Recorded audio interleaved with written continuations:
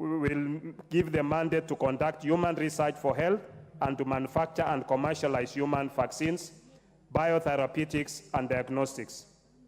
In recognition of this, the Kenya Biovax Institute and KEMRI shall enter into strategic collaborative partnership in technology transfer and manufacturing support. Even as we consider this report, the IFI continues to support the Kenya Biovax Institute as it establishes itself in biomanufacturing, a range of human vaccines.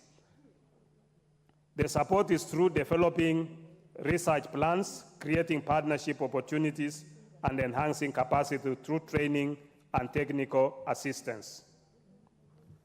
Fourth, African countries such as Egypt and Senegal are already benefiting from having their researchers attend the highly regarded vaccinology courses offered by the IFI in Korea, and the countries have collaborated in vaccine efficacy studies.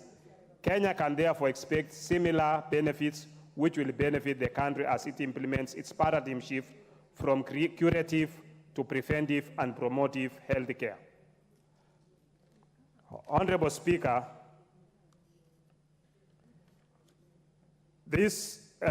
pursuant to Standing Order 170, the committee was required to conduct public participation during its consideration of the treaty or agreement.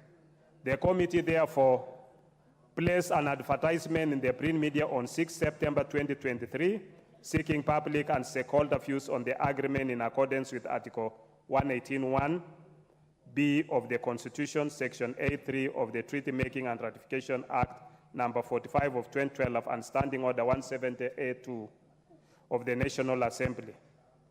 Following this, we had public participation and from various stakeholders, among them the Minister of Health, the Minister of Foreign Affairs, Minister of Investments, Minister of East African Community, National Treasury, Kenya Biovax Institute, and many other organizations.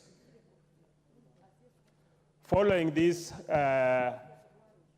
this public participation, Honorable Speaker, the Committee of Health recommends that this House approves the ratification, acceptance, and accession of the agreement on the establishment of the International Vaccine Institute.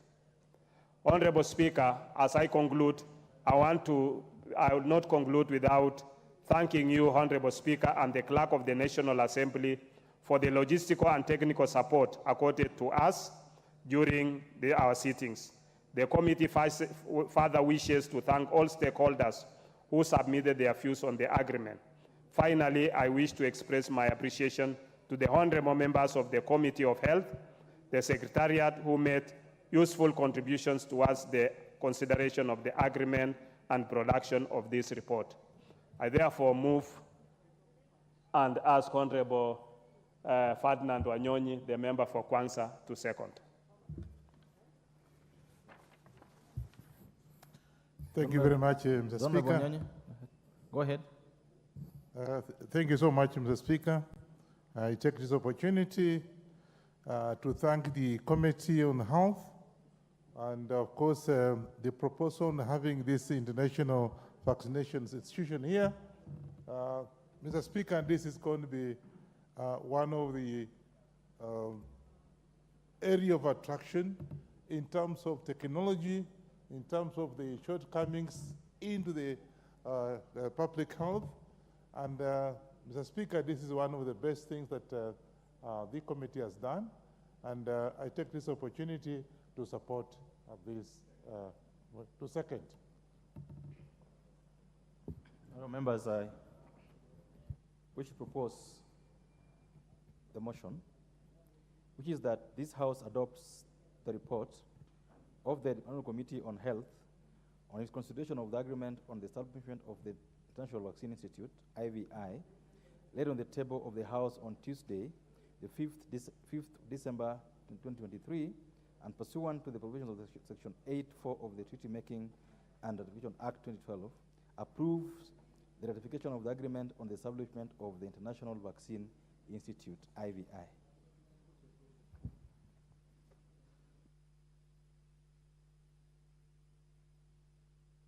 I can see the Honorable Victor Koech. The Honorable Ruku.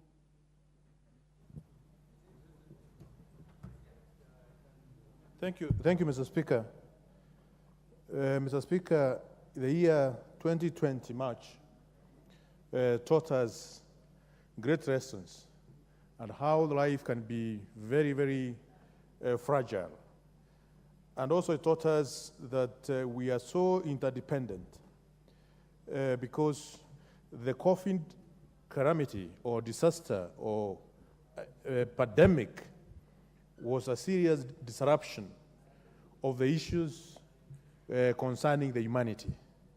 Not only the humanity, but also business, government were disrupted in a serious way across the globe. And the success of fight against COVID-19 was as a result of different measures taken by many governments, but also the development of vaccine. Therefore, Mr. Speaker, ratification of the agreement of establishment of the International Vaccine Institute is extremely important so that research can be enhanced as far as development of appropriate vaccines within our nation is concerned. Also creating partnerships. Partnership which will lead to product development, partnership which will lead to international research, and also partnership which will lead of consortia or consortium and networks which can be able to help us in having development of vaccines for different, we may call diseases or viruses or whatever it is. It is also important, Mr. Speaker, this institute will help in improving capacity, creating capacity in form of training, technical assistance, as well as technology transfer within our country.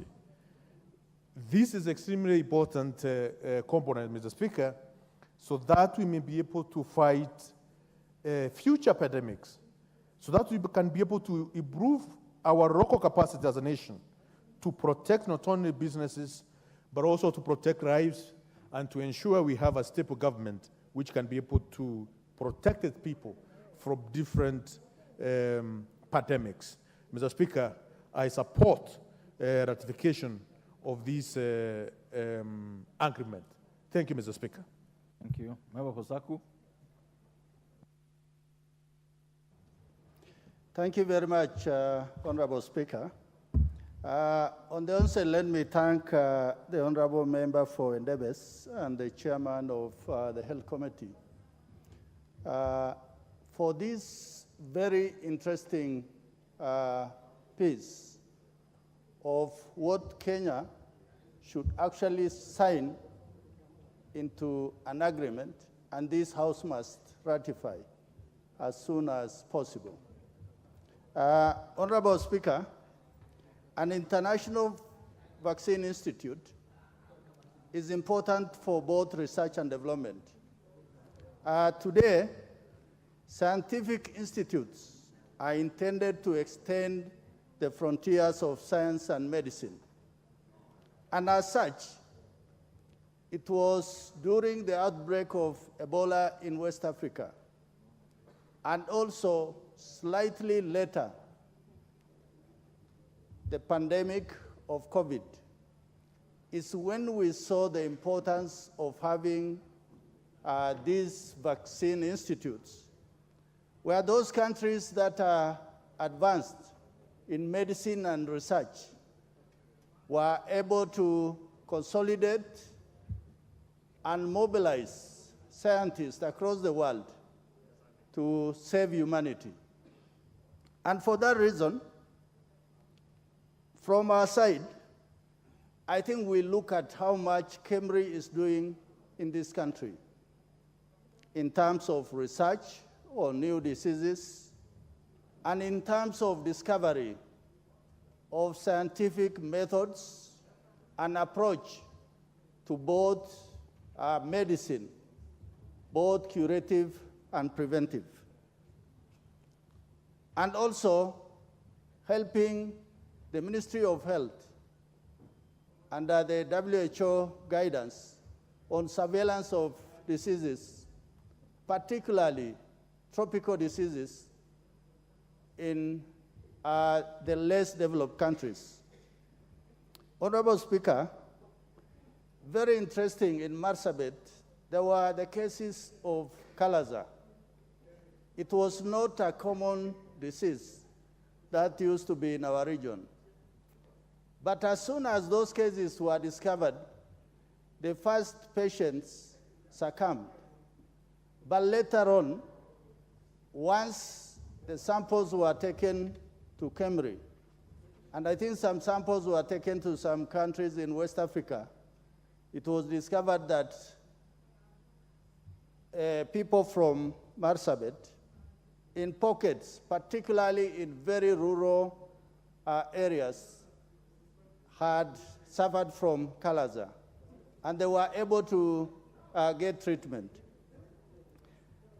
Honorable Speaker, the ones that are based in Nairobi, to be able to expand that frontier of knowledge, to be able to do good surveillance, discover of these diseases. So with those many remarks, Mr. Speaker, I beg to support and I thank the chairman. Thank you.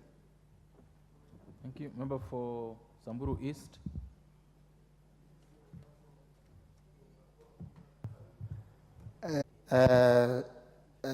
Vaccine Center. Mr. Speaker,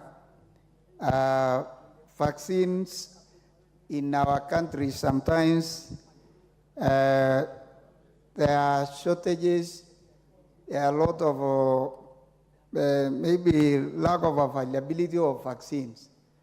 And Mr. Speaker, when this research center is formed and functional, it will bring availability of these vaccines. And even, Mr. Speaker, when this country will have that research center, the vaccines, sometimes which are not available to our Kenyans, they will be able to have that when we develop it. And Mr. Speaker, these vaccines sometimes, the prices of some vaccines are very high. And when they are available, Mr. Speaker, people will be able to afford. So, Mr. Speaker, this is a very important idea, and I want to support it, Mr. Speaker.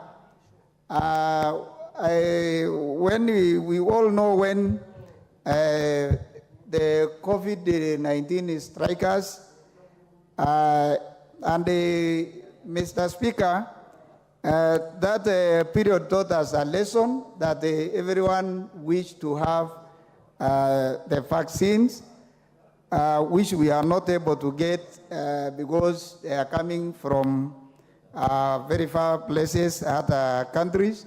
So this is a very good idea, Mr. Speaker. I want really to support it for the sake of our people and even the country. Thank you, Mr. Speaker. I support. Member for Funyula. No speak on this? Okay. Member for Gilgil.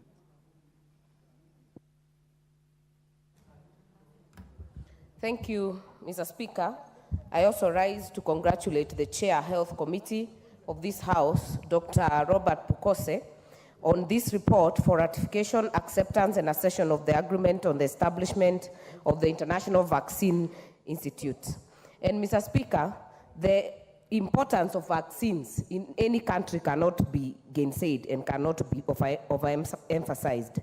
If anything, COVID-19 taught not just Kenya, but the world of how important it is to have continuous research, to have continuous improvement of vaccines. And Mr. Speaker, if it were not for those vaccines, maybe the COVID-19 would have ravaged this country in a bigger way. Mr. Speaker, even as we look at the achievement of the SDGs, we cannot leave the issue of the well-being of our country behind. And in fact, Mr. Speaker, it is said that a healthy nation is a wealthy nation. And in any case, even during COVID-19, Mr. Speaker, when members of the communities are not okay, there is no proper work that can be done in the country. So, Mr. Speaker, what this ratification will do, first of all, it will ensure that it is available, and it will ensure it is the right quality, it will ensure that it's accessible, and it will ensure that our institutions continually are studying and doing a lot of research and development, going with the time to ensure that we actually get closer to become a producer, not just a consumer of vaccines. And Mr. Speaker, what we have seen in this country, the moment you give birth to a baby, you start the vaccination from that point.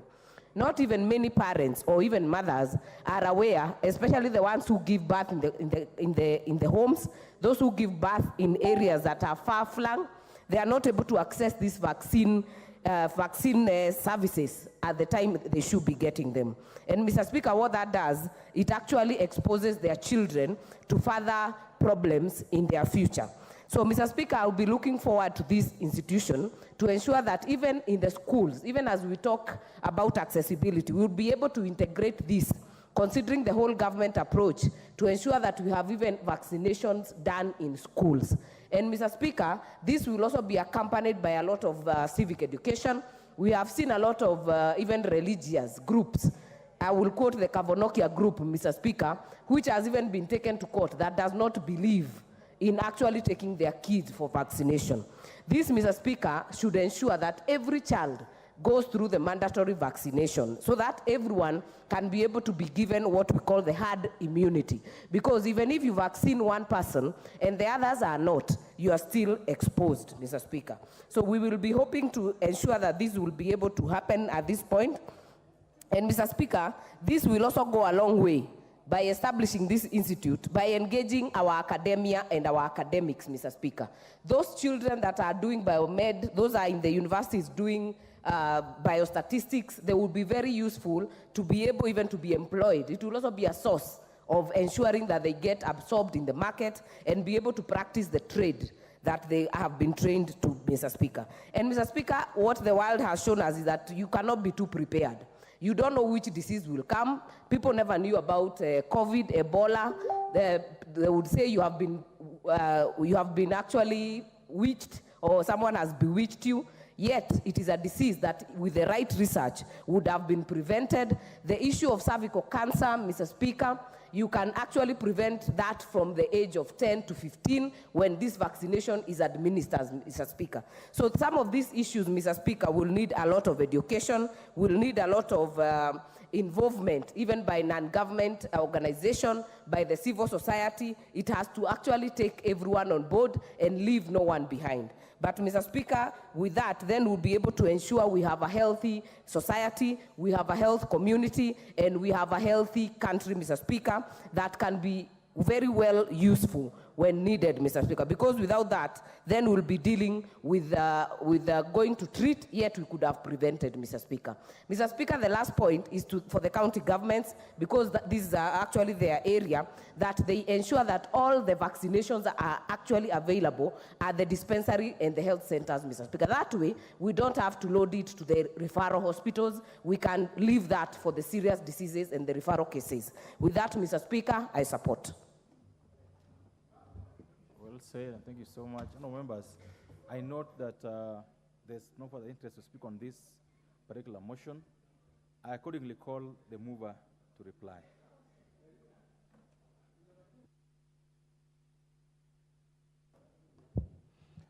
Honorable Speaker. Order. The member for Navakolo.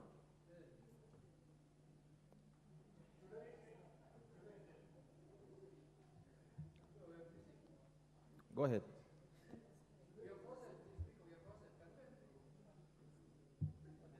Thank you, Honorable Speaker. Honorable Speaker, on 18th of this month, this Sunday, His Excellency President William Ruto led a delegation, a high-level delegation in which there was a breakfast meeting on sustainable vaccine manufacturing through end-to-end vaccine research and development projects in Africa in Addis Ababa.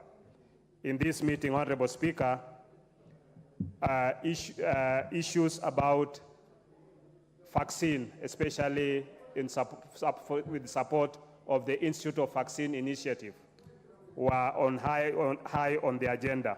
And Mr. Speaker, this culminates probably, I think, in the next 1 or 2 weeks in establishment of the headquarters for the African region in Nairobi.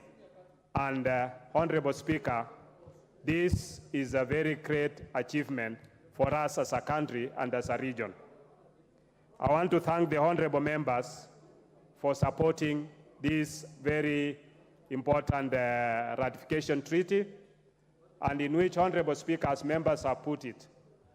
Issues about the COVID-19 has taught us a lesson, and we must be able to be in the forefront in having our own institute, Biofax, that can manufacture for us our own vaccines, not just for outbreaks, but also for the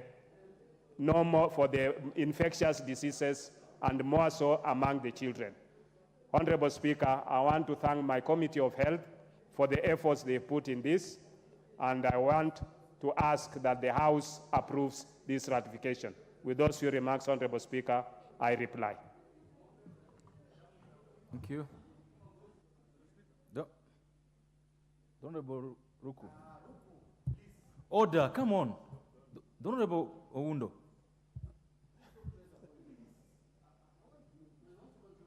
Go on, Honorable Ruku.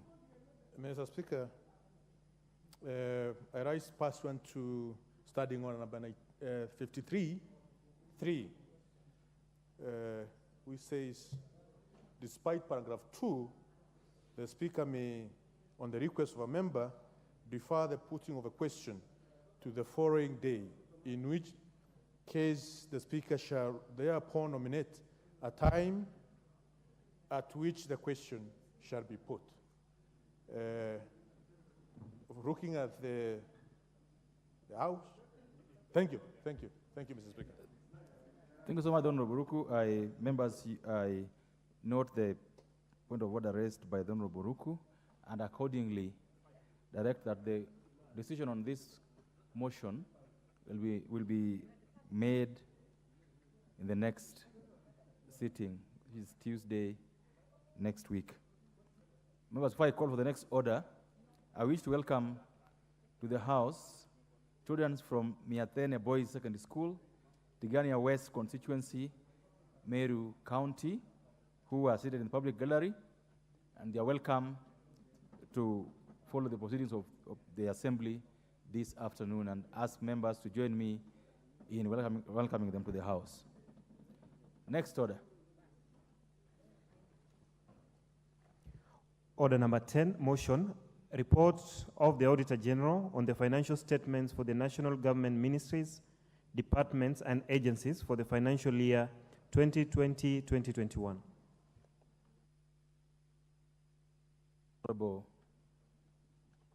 John Mbadi, you've been itching to move this motion since yesterday, but I can't see your members of your committee in the House. Thank you, Mr. Speaker. Go ahead. You know, Mr. Speaker, this thing of BPS has disappeared members. Go ahead. Mr. Speaker, allow me to move that this House adopts a report of the Public Accounts Committee on its examination of the report of the Auditor General on the financial statements for the national government ministries, departments, and agencies for the financial year 2020-2021, which was laid on the table of the House on Thursday, 30th November 2023. Honorable Speaker, on behalf of my committee, the Public Accounts Committee, and also pursuant to Standing Order 199, I wish to move that this House adopts the report of the Committee on the audited financial statements of ministries, state departments, commissions, and independent officers for the financial year 2020-2021. Mr. Speaker, before I proceed further, I would want to mention the name of members of this committee who have worked tirelessly hard to make sure that we produce this voluminous report on 60 votes, Mr. Speaker, and paragraphs that were dealt with were 1,787. The membership of the Public Accounts Committee, which is the first one in this 13th Parliament, comprised of the following: of course, yours truly, Honorable CPA John Mbadi Ngongo, EGH MP Chairperson, Honorable Nicholas Tindi S. Mwale, MP Vice Chairperson, Honorable Ekomas Mwengi Mutuse, OGW MP, the Honorable Dr. Otiende Amolo, Senior Counsel EBCS MP, the Honorable Dr. Wilberforce Ojambo Undo MP, the Honorable Samuel Kenuthia Gashobe MP, the Honorable Amina Udgon Siad MP, the Honorable David Kiplagat MP, the Honorable Edwin Mugo Gishuki MP, the Honorable Gabriel Gaduka Kagombe MP, the Honorable Mohamed Adan Ado MP, the Honorable Nabwera Daraja Nabi MP, the Honorable Victor Kipngetich Koech, who is also known as Mandazi MP, and the Honorable Yakub Ado Kuno MP. It is sad to note that we lost one of our members, Mr. Speaker, who is the Honorable Hassan Kulo Maalim, whose untimely demise cut short his membership of the committee. Mr. Speaker, the National Assembly exercises its oversights over national revenue and its expenditure pursuant to Article 95(4) C of the Constitution through Public Accounts Committee, which in turn also derives its mandate from Article 124(1) of the Constitution and Standing Order number 205 of the National Assembly Standing Orders. It's important to note that Article 229(8) of the Constitution requires that Parliament, within 3 months after receiving an audit report, to debate and consider the report and take appropriate action. Further, Mr. Speaker, this explains the reason why I was really itching that we move this report and dispense with it, is that further to that, Article 203(3) of the Constitution provides that the equitable share of the revenue raised nationally and allocated to the national government and county governments is to be calculated on the basis of the most recent audited accounts of revenue received as approved by the National Assembly. Mr. Speaker, as we speak, we are still using 2019-2020 audited and approved accounts. And therefore, we are today or this afternoon requesting this House to approve our report, which then will give effect to the 2020-2021 financial year. But I want to give confidence and report here, Mr. Speaker, that even as we deal with this report, my committee has actually done over 50% on the 2021-2022 financial year, and we intend to conclude our deliberations and witness hearings by latest early May, so that the 2021-2022 would be disposed of, and then we will immediately embark on 2022-2023 financial year. By the end of this year, Mr. Speaker, I guarantee this House that my committee will be up to date. We will be waiting for the Office of the Auditor General to conclude its audits on the 2023-2024. And therefore, the question of backlog of accounts will be a thing of the past. Having said that, Mr. Speaker, I wish to commend all the accounting officers whose financial statements received unqualified opinion. And here I want to be clear that unqualified opinion from the Auditor General is actually a good opinion.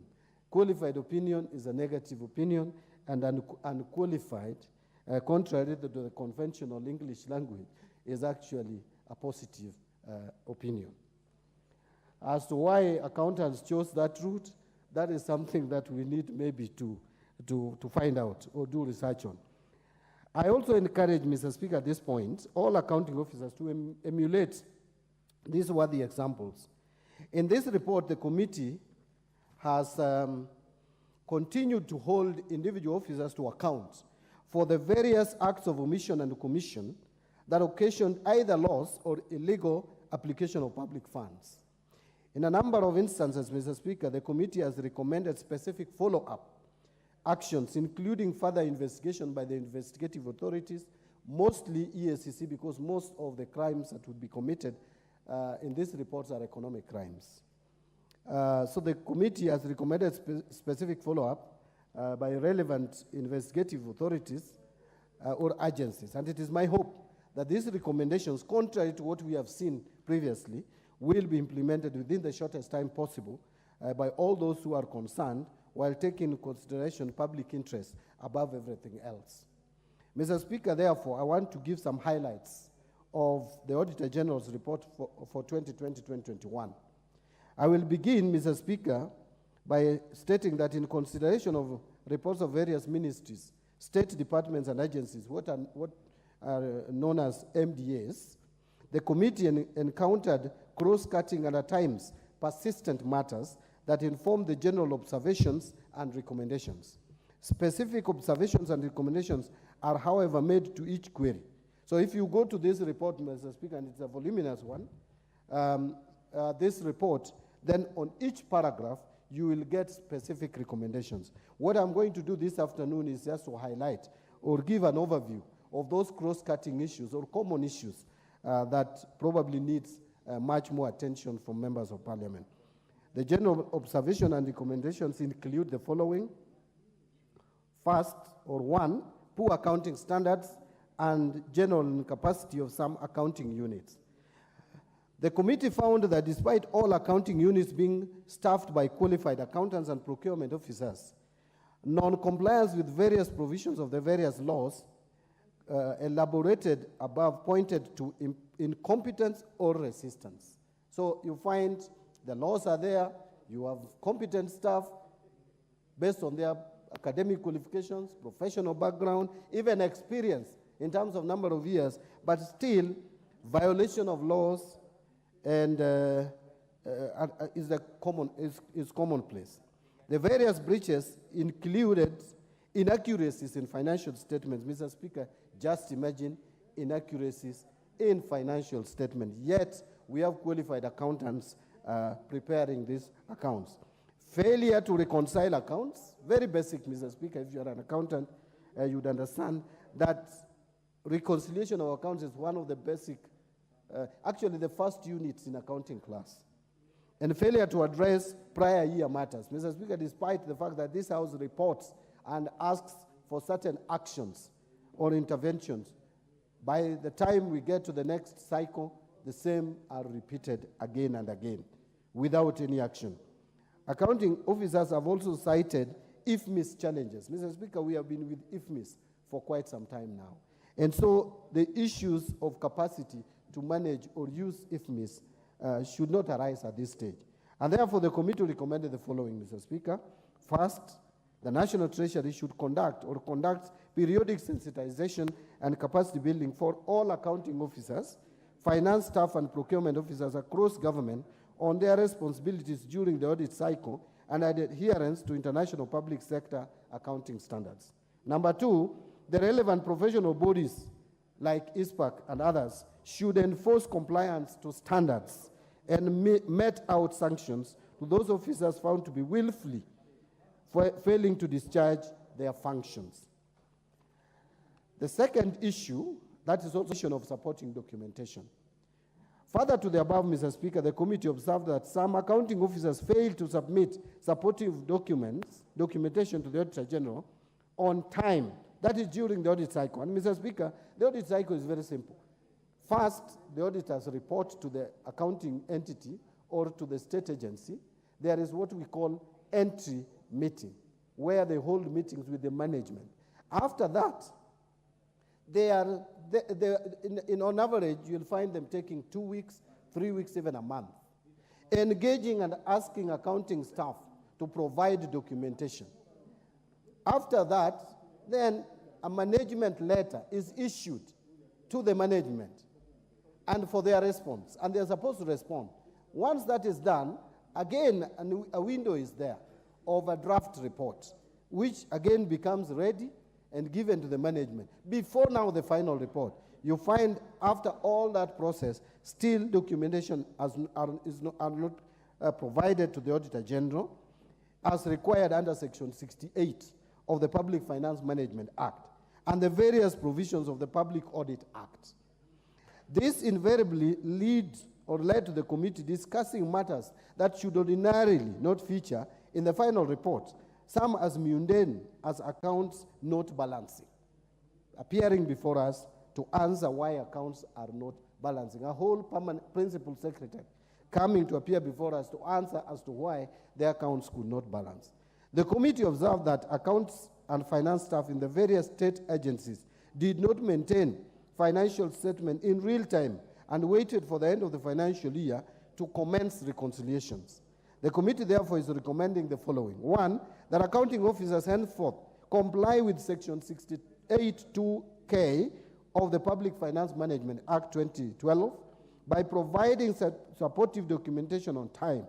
The committee in subsequent audits will prescribe punitive measures to those accounting officers that fail to adhere to requirements of the law in this regard.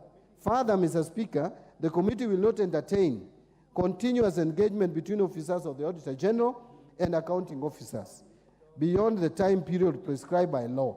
All queries carried to the report of the Auditor General will be considered as such and attract requisite recommendations as is. Mr. Speaker, you still find that when we are holding our meetings, the accounting officers are still engaging the Office of the Auditor General in a bid to clear the audit queries. It is irregular, it is immoral, and my committee has taken a decision that from 2022-2023 financial year, we will not entertain that.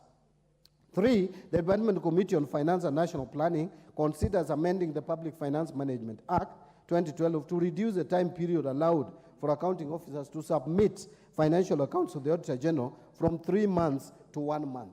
Why this is so is that, you see, the accounting officers are engaged with the accounts. They are processing documents the whole year. And therefore, the moment the financial year comes to an end, they don't require more than 1 month to prepare accounts, because accounts are actually supposed to be prepared real time, and if anything, there is an accounting system. You need just to click the button and produce the financial statement. If we have a system, sunk costs and general lack of value for money, and in certain cases, interest charged by contractors. Mr. Speaker, my committee is in the process of compiling.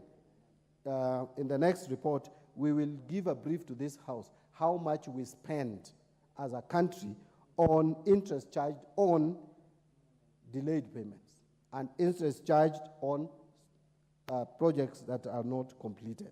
The committee therefore is recommending that the National Treasury should only approve projects that it can guarantee funding and completion within the medium-term economic framework.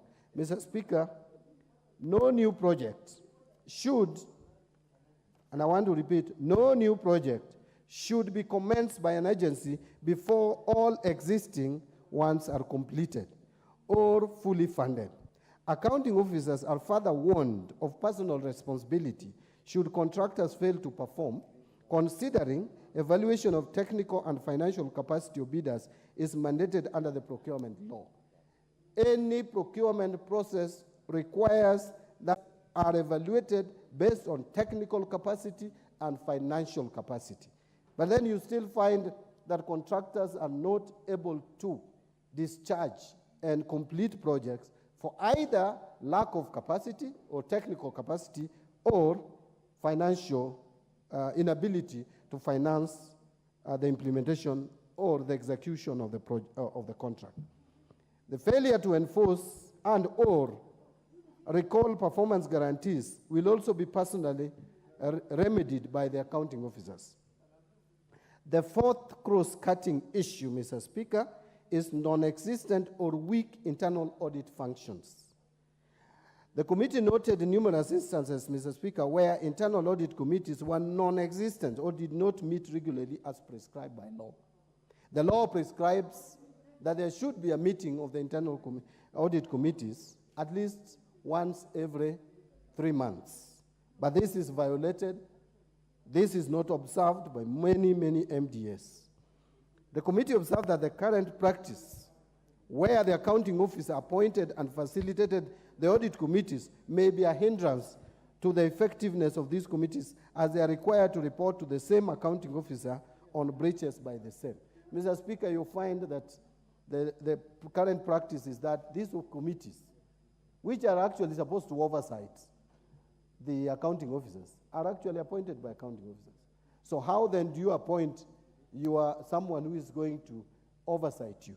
It doesn't make sense, and therefore my committee is recommending that the National Treasury should submit proposal to the National Assembly within 6 months of adoption of this report, delinking internal audit functions in terms of appointment, facilitation, and reporting from accounting officers to an independent office. The fifth cross-cutting issue, Mr. Speaker, is the budgetary control and performance. Mr. Speaker, all ministries, state departments, and agencies, all, with the exception of none, faced budgetary underperformance predominantly attributed to late exchequer releases, supplementary budget cuts, or incapacity to collect appropriation in aid. This invariably led to underperformance of program objectives and lack of service provision to the public. My committee, therefore, is recommending that the National Treasury and the National Assembly, through the Budget and Appropriation Committee and the Departmental Committee on Finance and National Planning, make realistic revenue projections and attainable expenditure estimates starting with 2024-2025 budget estimates. Mr. Speaker, as a country, we are over budgeting. That is the reality. We are budgeting money that is on paper and cannot be realized. We need to be realistic about our projections. And by the way, our Parliamentary Budget Office, every financial year, has always warned us that the revenue projections that come from Treasury are unrealistic, but we continue and we go ahead to approve them. The sixth cross-cutting issue is spending bills. Related to the above, which I've just mentioned on budget control and performance, state agencies have seen accrual of huge sums of pending bills, largely blamed on inadequate exchequer release and budget rationalization, after commitments have been made and goods or services have been procured. Total pending bills, Mr. Speaker, to date, as at the time, that is August 2023, as at the time we were conducting our investigations, the figure for pending bills, which is basically loan given to government of Kenya by ordinary business people, has accumulated to 567 billion shillings. And I'm not talking about millions here, 567 billion shillings. So this amount should actually be added to the figure that I see being floated around of our indebtedness as a nation of 11.2 trillion. We are about 12 trillion in terms of indebtedness as a country. Mr. Speaker, we'll just give one example. But before I go there, many businesses, Mr. Speaker, have those who have done business with the national government and county governments. Local economies have been grounded to a halt because of owing suppliers, contractors money. Banks are auctioning property across the country because of this. But let me just give one example, Mr. Speaker, and that is the State Department for Roads alone. As at 31st December 2023, Mr. Speaker, the State Department for Roads had pending bills of 162 billion shillings, with up to 650 billion of certified works. Really, what that means, the works that are ongoing, all the roads that you see around the country being constructed, their total value, if we have to pay all of them, if they have to be completed, are valued at 650 billion. But works that have been done on those roads, which have been certified for payment and have not been paid, is 162 billion. Now, Mr. Speaker, compare that to how much is allocated to this State Department. The State Department has a provision of roughly 50 billion, meaning that pending bills as it is today, only pending bills, if we were to clear them, we need 4 years, minimum. 4 years, 5 years. To complete, actually 4 years, minimum, to pay only pending bills. But if we were to pay all the works, all the roads that you see around being constructed, if we were to pay all of them, we need 12 years. So without even starting a kilometer of road or an inch of road, new road, only the ones that are under construction, we need 12 years to do those roads. That is why, as a country, I think we need to stop politicking and accept the reality that we have been overcommitting and stop any new constructions of roads and continue to complete the roads that are ongoing so that the money that we are pumped on these roads, there would be value for the money that are spent, that we have already spent. The State Department, it's about time this House bit the bullet, and I've said it, to make radical. There is a point of order which I will want to listen to. What's out of order? Mr. Speaker, I respect the Honorable Bandi because he's a senior, he's a ranking member of this House. But it's not right, Mr. Speaker, for Honorable Bandi to purport that the government, Kenya Kwanza administration, does not have a plan. What is out of order? Sorry? What is out of order? What is out of order, Mr. Speaker, is that Bandi is indicating that Kenya Kwanza government can only do roads with 12 years. And that is not true. There is a plan. Let him, order. No, Mr. Speaker. Order. I've been sitting here listening to him. I didn't hear him talk about Kenya Kwanza at all in his statement. I didn't. So unless you point out what's out of order, I would request you to resume your seat.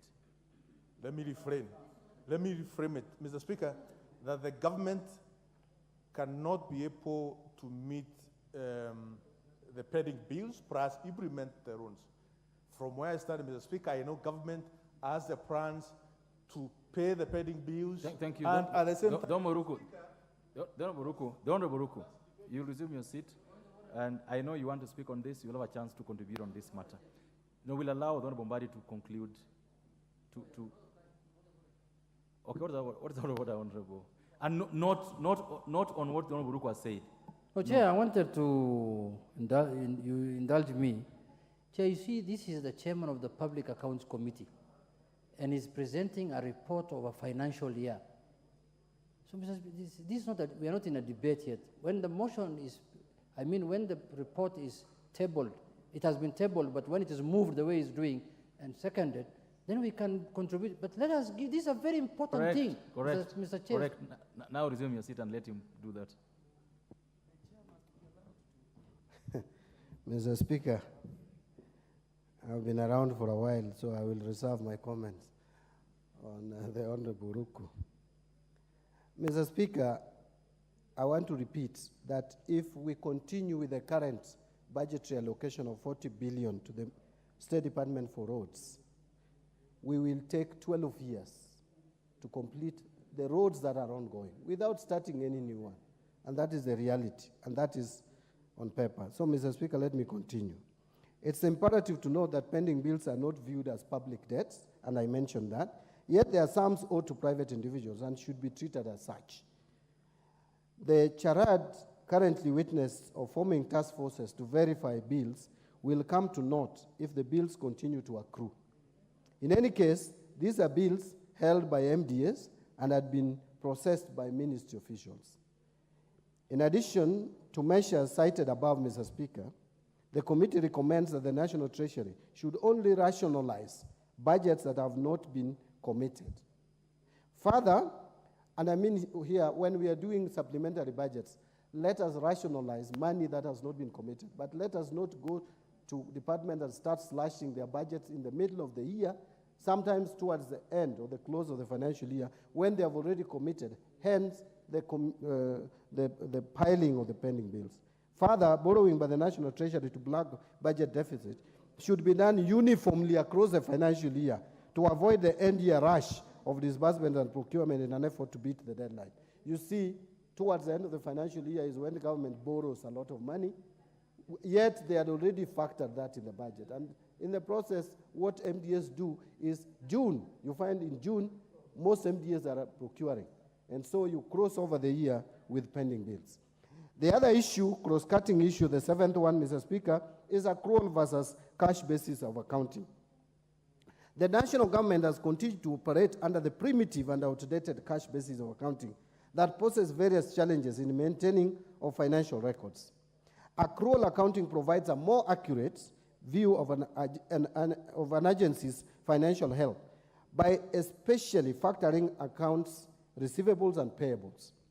This will clear the long persistent matter of pending bills and allow agencies to complete programs beyond the end of the financial year, whereas in the current practice sees a rush to expend funds at the end of the financial year.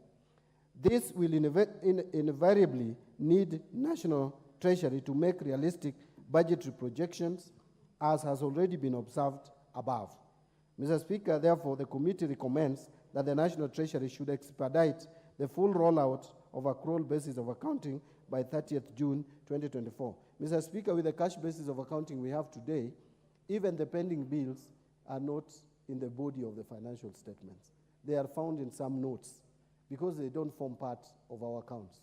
So that kind of accounting is distorting the financial health of the nation. If we were to treat Kenya as a company, as a going entity, we would be underreporting what exactly is the true health position, financial health of our country. Number 8, Mr. Speaker, or the 8th cutting issue, cross-cutting issue, is interest and commitment fees charged on undrawn loans. Mr. Speaker, the committee observed that certain instances where loans have been negotiated, signed, and committed, but the implementing agency was yet to draw down. In some cases, you find a loan has been negotiated, a contract has been signed, commitments made, yet even land where the project is supposed to be implemented has not been procured or acquired. And this is more prevalent with cases of dam construction in this country. I don't want to repeat the issue of Aror, Kimarer, it is, everybody knows. Dam constructions in this country, the loans are negotiated, contracts are signed, commitments are made, yet even the land where the dams are supposed to be constructed have not been acquired. In these instances, interest started accruing pronto, while the Kenyan people did not obtain utility of the programs. This amounts to wasteful expenditure. Funds cited as commitment fees for the year under review amounted, the year that we are talking about, the 2020-2021, funds that are treated as commitment fees amounted to 2,063,104,537 from 20 loan agreements worth 379,943,389,070 that had no drawdowns.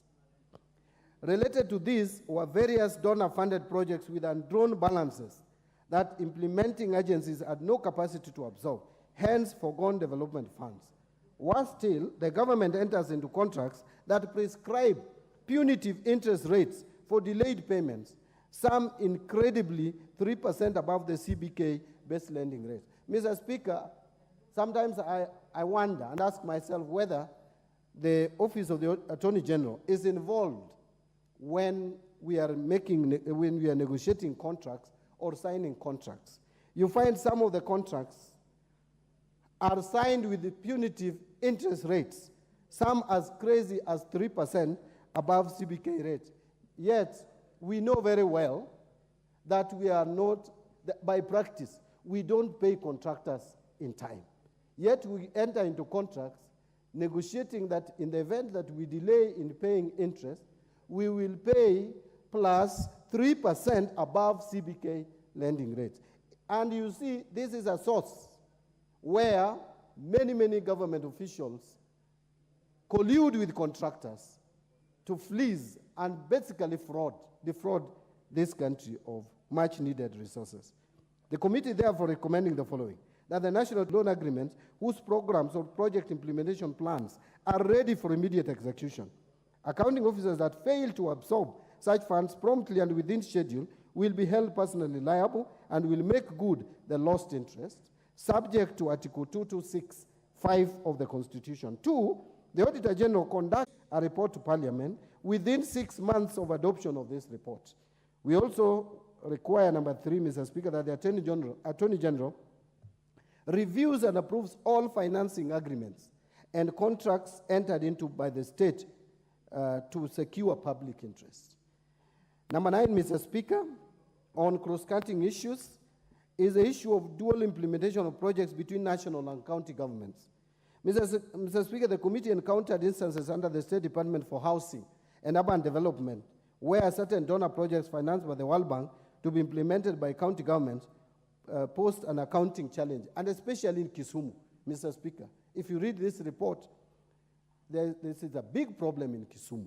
The accounting officer is expected to account for the funds while total responsibility lay with the counties.